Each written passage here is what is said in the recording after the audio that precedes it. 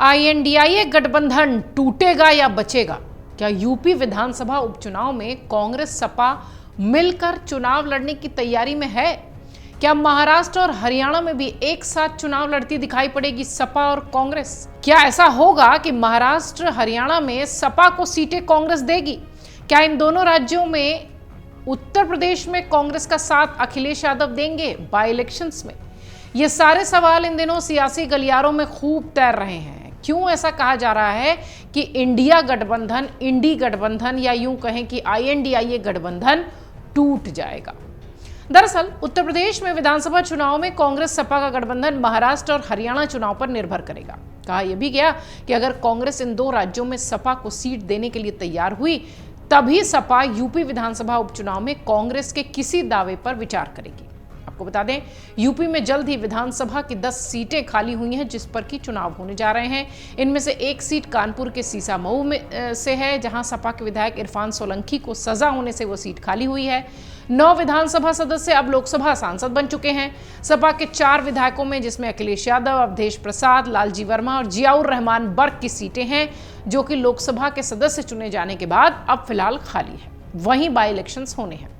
अखिलेश यादव 2019 का विधानसभा चुनाव करहल और अवधेश प्रसाद मिल्कीपुर से और लालजी वर्मा कटहरी और जियाउर रहमान कुदरंगी से जीते थे। वहीं खैर से बीजेपी के विधायक अनूप प्रधान वाल्मीकि, गाजियाबाद से अतुल गर्ग और फूलपुर से बीजेपी के विधायक प्रवीण पटेल के भी लोकसभा सदस्य चुने जाने के बाद सीटें खाली हुई हैं। यानी कुल 10 सीटें उत्तर प्रदेश में हैं जहां उपचुनाव होना है, बाई इलेक्शंस होना है। मझवा से निषाद पार्टी के विधायक विनोद कुमार बिंद और मीरापुर से आरएलडी के विधायक चंदन चौहान भी अब सांसद हो गए। इस तरह से शीघ्र ही चुनाव आयोग इन 10 खाली सीटों पर चुनाव करा रही है।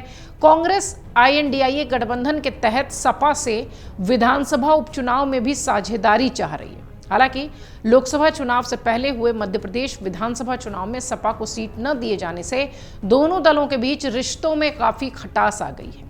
इस साल अक्टूबर के महाराष्ट्र और हरियाणा में विधानसभा चुनाव हैं और सपा सूत्र ये कह रहे हैं कि अगर कांग्रेस महाराष्ट्र और हरियाणा में उनकी पार्टी को कुछ सीटें देने पर रजामंद हुई तभी यूपी के उपचुनाव में कांग्रेस को कोई सीट देने पर विचार होगा। आपको बता दें, महाराष्ट्र में साल 2019 के विधानसभा चुनाव में सपा के 2 विधायक जीते थे। इससे पहले सपा यहां चुनाव जीतती रही है और इसी आधार पर सपा ने महाराष्ट्र में यह दावा किया या यूं कहें कि यह फैसला किया है। हरियाणा के 20 सीटों पर मुस्लिम यादव समीकरण प्रभावी है, जिसे सपा अपने पक्ष में मानती है।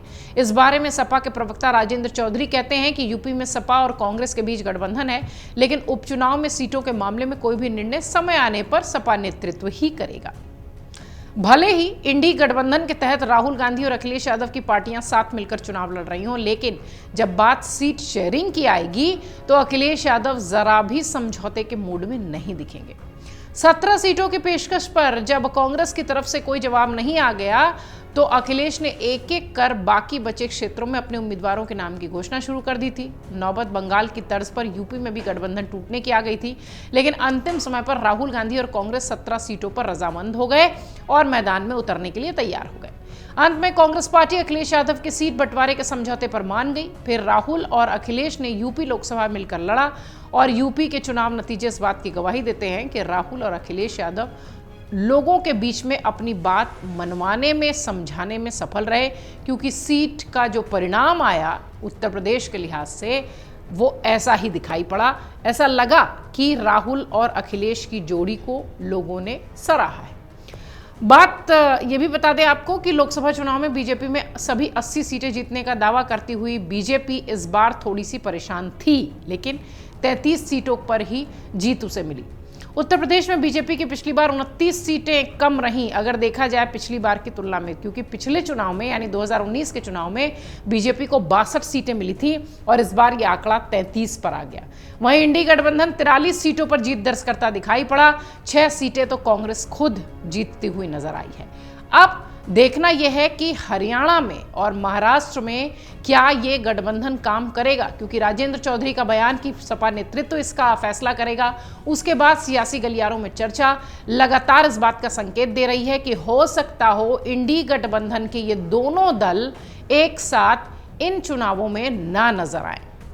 अगर आप ये वीडियो YouTube पर देख रहे हैं तो हमारे चैनल को सब्सक्राइब करें और बेल आइकन को दबाना ना भूलें। अगर आप Facebook पर ये वीडियो देख रहे हैं तो हमारे पेज को लाइक करें।